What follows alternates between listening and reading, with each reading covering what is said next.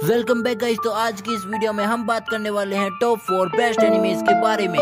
तो मिलते हैं छोटे से इंट्रो के बाद।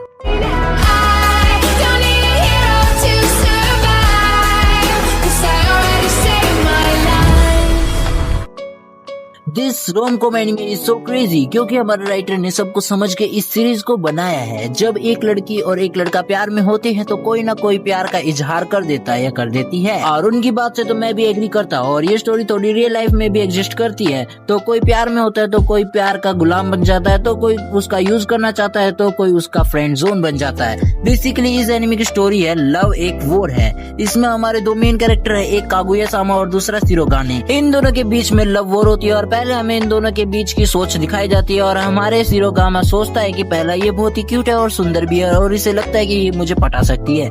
दूसरा, हाँ अगर ये मेरे सामने प्यार की भीख मांगती है तो मैं सोच सकता हूँ। और कागुया सामा यहाँ सोचती है ये भूतनी का गरीब पर इंटेलिजेंट और इंडिपेंडेंट है, इसे मौका तो देना चाहिए। अगर ये अपनी आँख या अपनी जान दे सकता है तो मैं सोच सकती हूँ। मतलब जो करेगा इजहार वो इस लव वॉर को गया। एनिमे पूरी तरीके से इंटरेस्टिंग है और इसमें प्लॉट ट्विस्ट भी बहुत भर भर के आते हैं और प्लानिंग भी इतनी अच्छे से करते हैं कि हमको पता भी नहीं लगता कि आगे क्या होगा।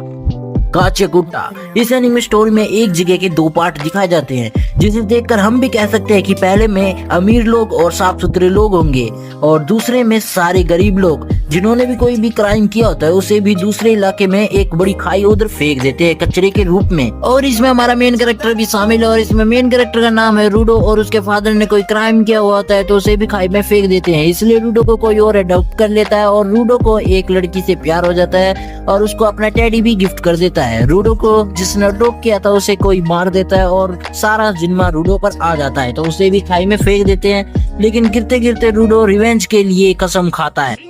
इस एनिमे की स्टोरी में क्लैक्स सोरो को खत्म करना होता है जो कि इंसानों को खत्म करना चाहते हैं। तो इसीलिए इंसानों ने इनसे निपटने के लिए एक ऐसी टेक्नोलॉजी बनाई है जिसका नाम उन्होंने फ्रेंड्स रखा। और इसे कंट्रोल करने के लिए एक मेल पार्टनर और एक फीमेल पार्टनर की जरूरत होती है। मेन कैरेक्टर नाम है इसमें हीरो और इसकी कोई पार्टनर नहीं है तो ये फ्रेंड्स को राइड नहीं कर पाता। तभी उसे ये लड़की मिलती है और तभी से इनका लव स्टोरी और रोमांटिक एंगल शुरू हो जाता है। और आकर इसकी एंडिंग जब तुम देखोगे तब तुम रोगे और आकर कमेंट करोगे कि भाई इसका सीजन 2 कब आएगा।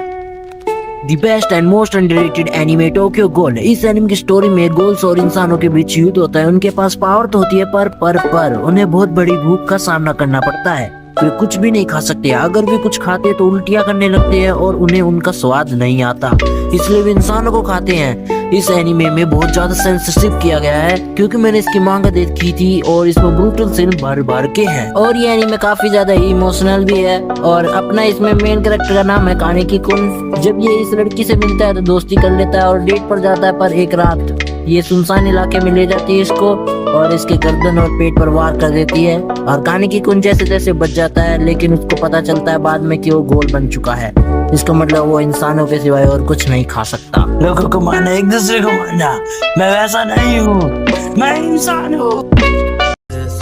कहने को है बातें पर मन में दबाता चला, आया कितने तूफान, मैंने सोचा